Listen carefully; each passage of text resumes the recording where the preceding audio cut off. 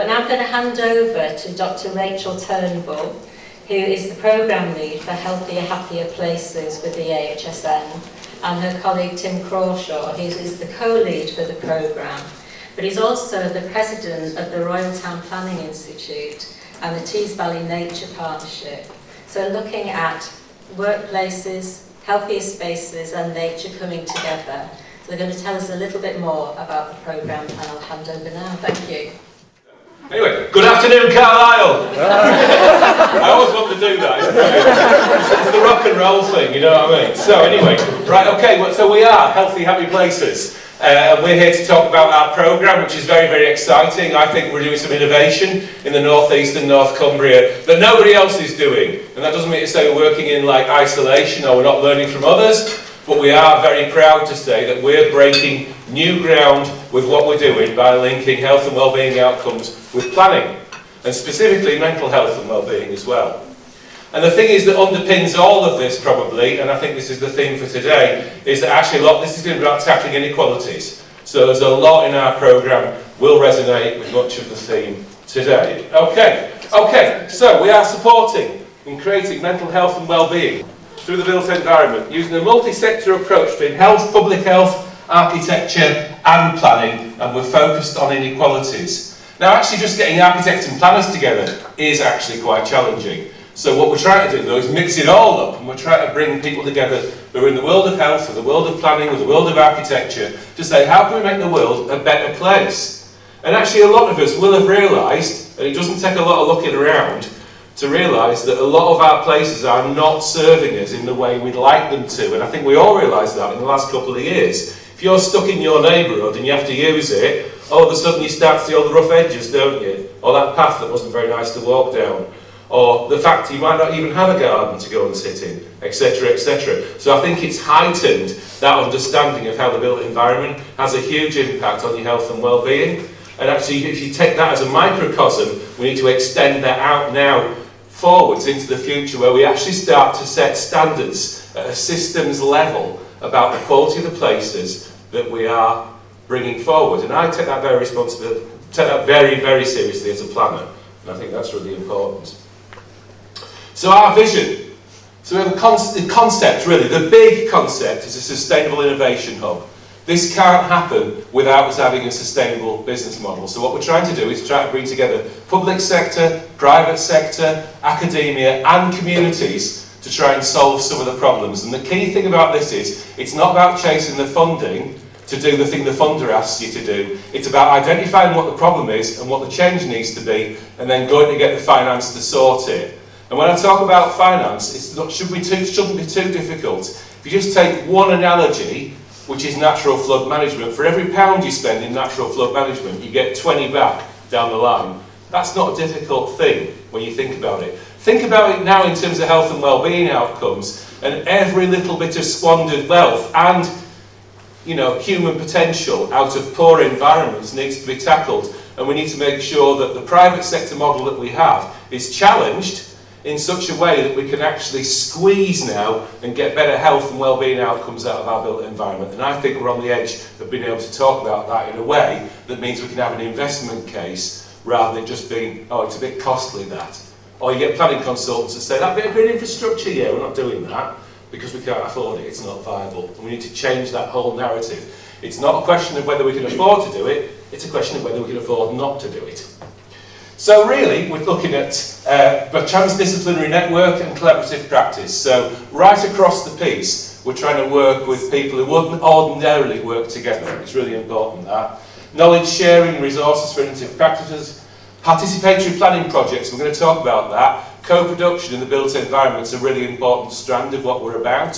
If you don't ask the audience, so to speak, because often what we do, we just phone a friend, and actually asking the audience is really important when it comes to actually designing places. And many of you have been frustrated with the whole process of, oh, there's new housing over there, I didn't know that was coming. What, it's like that, is it? Etc, etc, etc. So we do need a lot more participation. So really, and then finally, we're trying to work out what the key ingredients list is. It's a bit like a cookbook, and it should be something that's portable and something that anybody who's involved in the process should be able to understand. We all have a lot of literacy through the TV, don't we, about TV chefs and everything else. This looks like a nice meal. How do you make that? Well, actually, our places need to be just as legible and just as possible for us to get engaged with. So, I'm Rachel Turnbull, and I work as the lead on Healthy Happy Places along with Tim. So my background is in clinical psychology, and I've also got a degree in urban planning and architecture. So that's kind of a little bit how this programme rolls. How do we mix up those two worlds to really make better, healthier places and spaces that promote our health and well-being, particularly mental health is what we wanted to focus on. Tim, of course, has already been introduced as president of the Volunteer Planning Institute, so it's great that we can work together on this and really sort of pool expertise across the region. And then we also have Holly Fillingham, who works with the ICS, who is our project support. So we put this definition slide in because we're talking with various different professionals from different sectors, and obviously I'll not have to go through the health and wellbeing definitions for this audience. But just to clarify what we're really trying to get to grips with here. So when we think about urban planning, it's about the design, regulation and uses of spaces and places in our communities. And that might be in our homes as well, outside of our homes, and also public spaces. So the buildings and all the spaces in between is what we're trying to look at here. And that's exactly what we're using for the built environment. So how do we start to really look and understand the lived experience of those places, particularly where there are inequalities, and how can we use the built environment to help influence and change some of that.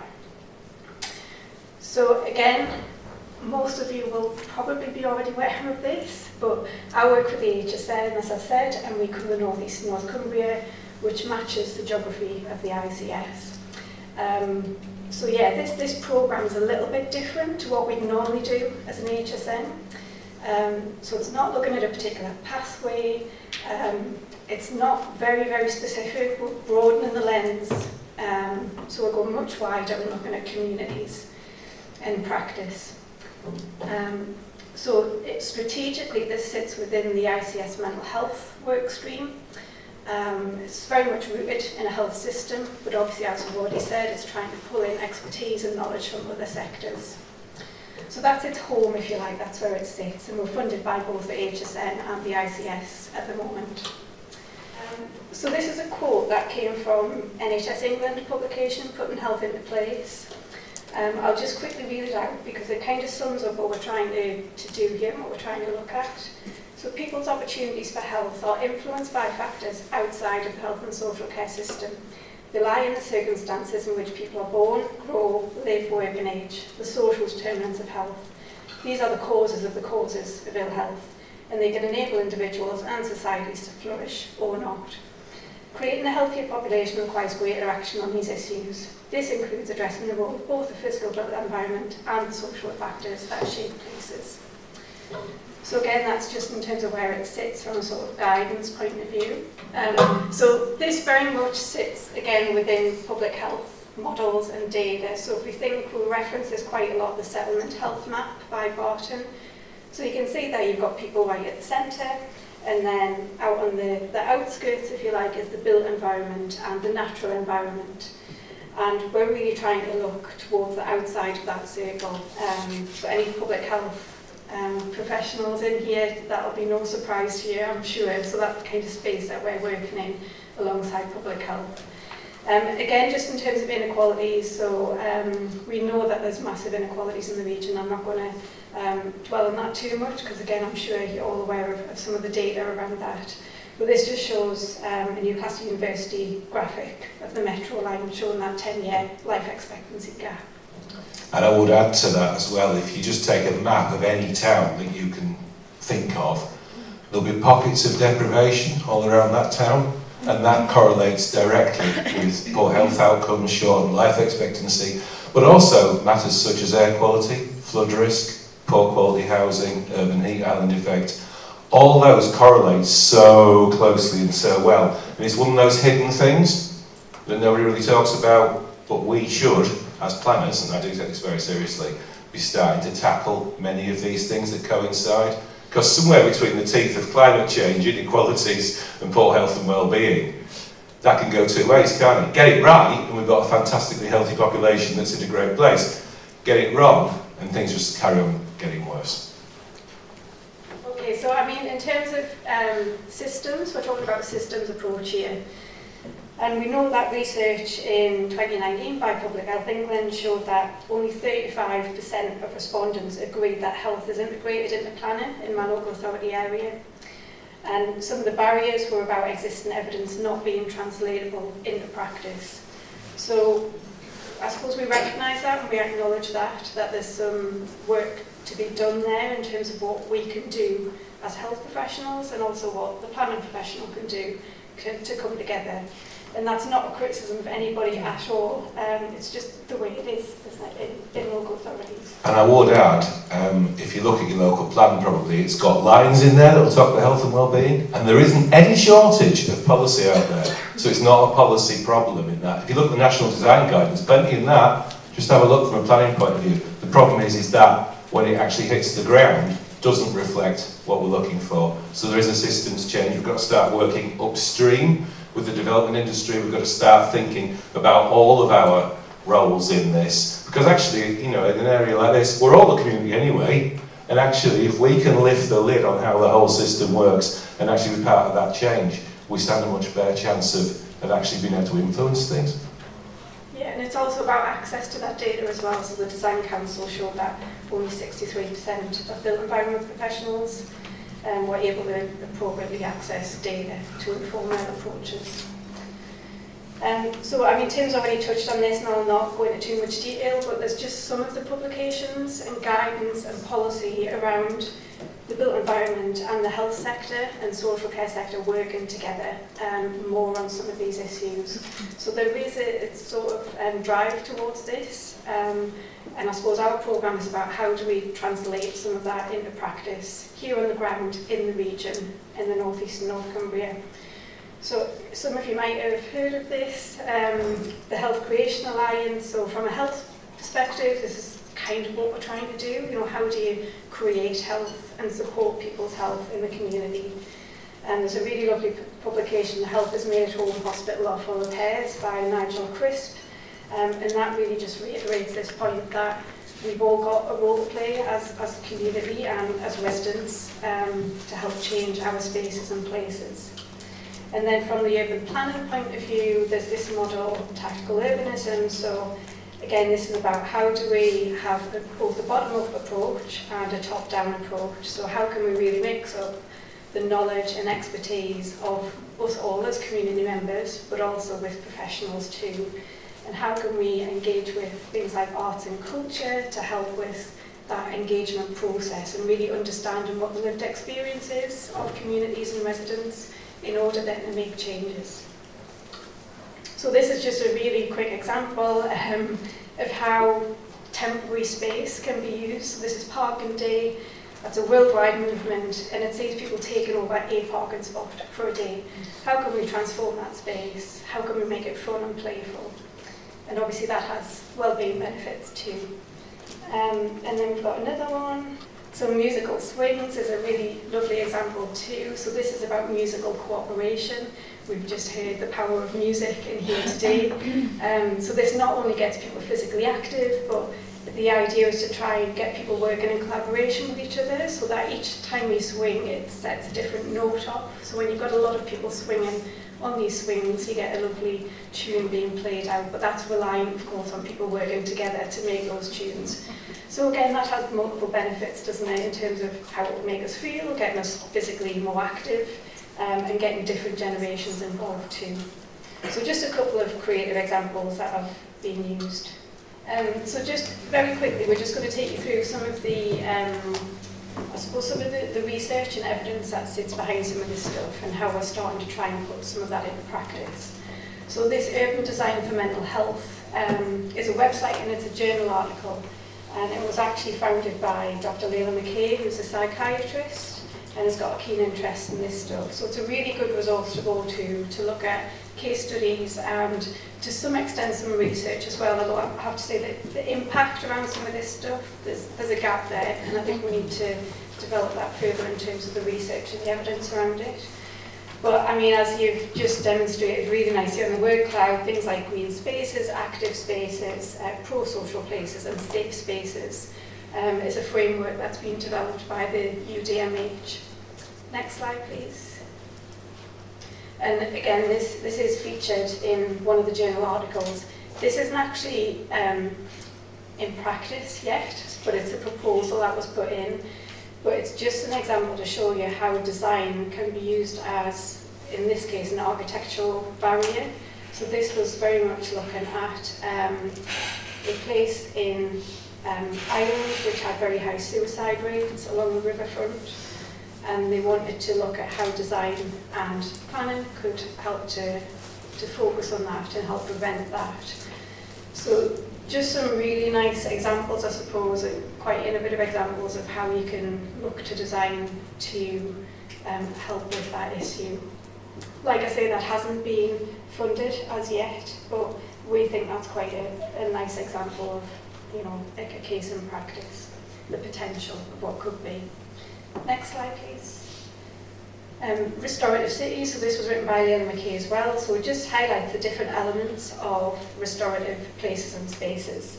And again, I'll not go into all of these because of time, but things like having playful, fun spaces is good for our mental health and well-being, isn't it? It kind of doesn't need any evidence, I don't think, almost, to kind of put that in, but there's lots of case studies in this book that shows how that's being done. Making sure there's places that are inclusive. So we've started to look at things like dementia-friendly environments, environments that are neurodiverse aware, and what are some of the issues that people come across who have things like autism, dyspraxia, dyslexia, and how does the urban space kind of impact on their experiences, walking around, whether that's in the workplace or in public spaces. And again, I'll not go through all of those because we've kind of done a bit of that on the last slide, but I'd encourage you, if you're interested in this kind of stuff, it's a really good book to start and look at case studies. Next slide, please. And then psychogeography, so this is something that I'm quite interested in because of my background, but about how your place and surroundings affect your emotions and your well-being. This is another really lovely book written by a neuroscientist, Colin Ellard. And he does look at some of the literature. It's quite an easy read book, but looking at places of affection, why we feel quite affectionate in certain places, what is it about those spaces that make us feel that way, places of anxiety, boring places, things like that. So it's a really, really interesting book. Next slide, please. And then again, this is another one written by Professor Tim Townsend, who is based at Newcastle University. Really lovely to have his expertise because he's an urban designer, but he specialises in health. So he's done a lot of academic work around this subject. Next slide, please. And then just to draw your attention to this biophilic design. So this was quite a new concept to me, but I suppose biophilia looks at how we respond to nature as a human species and what kind of impact that has on us. And what you can see here is a picture of Teesside University. One of the patterns of biophilic design is prospect and refuge theory. So that's basically how you can feel safe in a space, ensuring you've got a view of a wide expanse outwards, which you can see Teesside University done beautifully there, but also having a protection behind your body or behind your head. And actually, I've sat in those chairs and it's quite astounding actually how powerful that is, because it kind of blocks out some of the noise as well. So you can, again, see just how the design of certain things can really transform an experience of a space. And that's the kind of thing that we're starting to look at. How do we apply this? Next slide, please. Do you want to move on to this one too? Yeah, absolutely. Yeah. So we are working on this key ingredients list, so there's a number of things that we know are going to be in there somehow, and some of that's supported by what we've just done with our word cloud as well, isn't it? So biophilic design and nature inspired. So some of that's practically just connection with nature. Some of that is using the patterns of nature, because actually we naturally respond to those very well. Arts and culture, right at the centre of it, people telling their stories through different media, different ways of telling a story, can actually get to the depth of understanding about place, but also how people react to that place. Trauma-informed and healing environments, You know, we're actually trying to develop an understanding of how environments can actually heal us, but also it's really important to understand how environments can harm us as well. And there's some research from around about 1976 that pointed out there wasn't really a thing called agoraphobia until we had rapid urbanisation. And actually, sometimes we put it onto the person and say, oh, you need to sort that agoraphobia out. Actually, we probably need to sort our places out. And some people are just more sensitive to really what is quite a harsh, unfriendly, and often poorly designed environment. So it's just another watchword to be careful with. Next slide, please. So in terms of how we're approaching this on the ground in the region, because we've talked a lot about the background, so we're starting to test out a concept really in terms of how do we first understand a place and what it means to people. Now we can do that through accessing the data that we have available, although that is, I'm finding a little bit of a challenge in itself. But also how do we understand people's lived experience? So we want to do that very much through arts and creative organisations, doing something that's much more participatory and much more creative than a typical, what would be seen as a consultation or a question and answer session. And we will go into that just a little bit. Interventions in place, so how do we then use that information to really co-create interventions but in our environments to really support people's mental health and well-being, and then how do we evaluate that? So I've already mentioned about the impact. How can we start to work with academic partners and other partners in the region to look at how we measure impact. Next slide, please. So in terms of what we're doing as a collective in the region, we're looking at smaller scale, arts-inspired clinical spaces. So next slide, please. So this is just an example right at the beginning, so we haven't even started in here yet, but this is a project that we're working with Sunderland Hospital on in their maternity unit. So they have this typical, I suppose, white, bland walls that you'll see in any hospital or clinical area. How can we transform that so that it is more of an experience for parents when they're taking the babies home or when they're coming into the maternity unit? Next slide, please. So you can see there's opportunities here. You know, they've had lots of ideas already. They've got a user group in terms of how could you use a street art inspired artist and artwork on the walls, that there's photo opportunities on the way. It just makes it a nicer space. You know, how can we make mothers feel more at ease when they're coming into the maternity unit? More like a spa experience is what was described once, although I'm sure it's not like that at all. That was the word that was used, I promise. But I think the gist of that was, you know, how can we make it a more relaxing, calming space to be in, rather than the typical clinical white walls, which we see in a lot of places. Next slide, please. So this is one of the inspirational kind of projects we've started to look at. So Dr. Nick Rhodes, who's a clinical psychologist down in the London Trust, he's set up collaborations with artists, and he started to look at how you transform spaces in hospitals. So there's already little bits of this going on in other parts of the country, but let's do it here. You know, how can we transform our spaces here and use some of this stuff? Next slide, please. This is another area, another project that we're working on, the North Shields Mental Health Hub. So again, typical clinical space.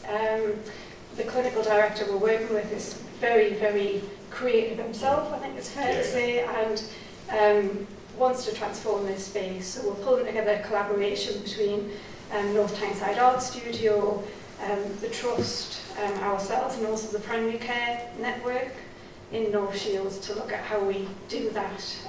Also working with interior designers at Teesside University. So that's one that I hope we'll be able to share with you at some point in the not too distant future. Next slide, please. And then all the way through to neighbourhood scale, and I'm going to let Tim talk about this project. Okay, next slide. So we talk about Hordon, which we've come across. If anyone knows East Durham at all, it's a place that's had a bit of a checkered history, shall we say, not least of which the shutting of the mine didn't help in the 80s. Typically, it's an area where we've got high vacancy rates, you've got housing market failure. Guess how much a terraced house is in Horden right now? 5,000 quid if you want one. I mean, the one next door will be empty and probably a hash farm, but, you know. And if you go and tell the police you're opening windows tomorrow. But, you know, if you want to spend your 5k. But it's actually 800 metres from the sea. And I will point this out, because this is just how systems work against people. Horden Station, designed specifically so you can't get off the train and go to the seaside. What a missed opportunity, I've got to say. And I can say this because I'm independent, but man alive, you know, the whole thing was designed because the heritage coast is more important than people using the station, like you would, as a means of crossing the railway to go and walk the dog, go and listen to the waves, you know, our word cloud. And that was actually something that was designed to be effectively hostile to the local community, because what would they want with the heritage coast, you wonder?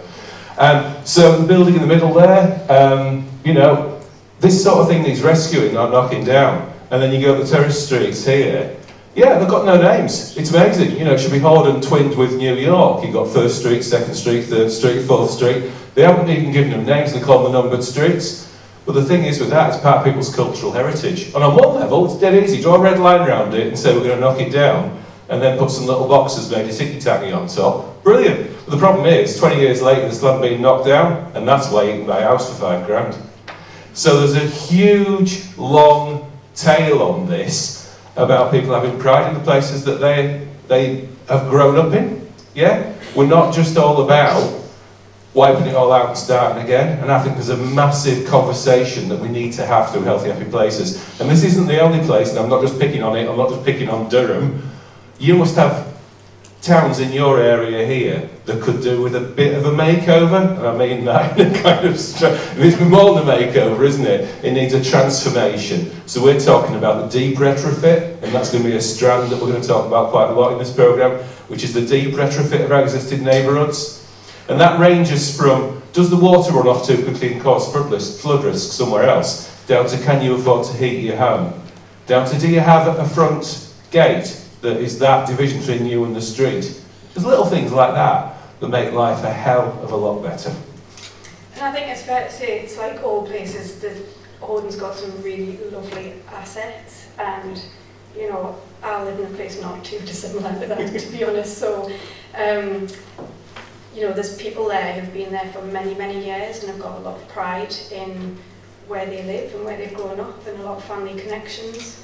And it's, I guess, about just recognising that and really trying to enrich that through places. Yeah, so I just wanted to add that really, that balance. Yeah. Next slide, please. In terms of practice in clinical settings, or even indeed community settings if that's where you work, I don't know how many people have seen this or heard of this, the 15 Steps Challenge. It's quite a nice toolkit because it looks at spaces in clinical environments. So it looks at things like, are your spaces welcoming when you walk into them? How informative are they? How do you feel when you walk in the space? Is it bright? Is it well maintained? What's the atmosphere like? You know, how does it make you feel when you're in it? So that it's quite a practical toolkit that can be used in your own spaces, I think, when you go back into practice. Contrasts quite nicely with some of the stuff in the planning world as well, around 1-minute neighbourhoods and So yeah, you'll 20-minute neighbourhoods. hear me talk about the 1-minute neighbourhood. Lots of people talk about Paris being 15 or 20-minute neighbourhood. I'm talking about that 1-minute neighbourhood, exactly what's just outside your front door, because that will give you a huge indication of what your outcome's going to be like. And just think about something like tree equity. Go to a nice suburb, guess what it's got? Loads of trees. What are those trees doing? They're improving air quality, they're reducing urban heat island effect. They actually make you feel good because they're there. You go to quite a lot of more deprived neighbourhoods, and the first thing you're going to notice is there ain't no trees. The other thing you're going to notice is you haven't got a defensible space either because your front door's straight onto the street. It makes it dead easy to put hot food takeaway leaflets through and also knock on the door and say, do you want a loan? So there's a whole bunch of things around defensible space that need to be sorted out. And just little things like that will make a huge difference. Next slide, please. So just the last plug from us really, we've got a webinar series on some of the topics that we've mentioned in our ingredients list, if you like. So these are past webinars that we've done, but all the resources are there on the website if you want to access them. If you go to the next slide, we've got another 2 coming up. So our next one this week actually is on dementia-friendly environments, and then the one in July is going to be looking at bottom-up urbanism. So how do we get communities more involved in an approach like this? And then our one after that, which isn't on there, but we will be looking at suicide prevention in the built environment and how urban design can support that. So that will be in September. Next slide, please. Just some implications for practice, what you might want to take away from this. Obviously, if you want to ask us anything, our emails are just on the last slide. If you just go to the next slide, please. And if you want to sign up to our mailing list, it'd be lovely to have you. So thank you very much, everyone, for listening. Thank you.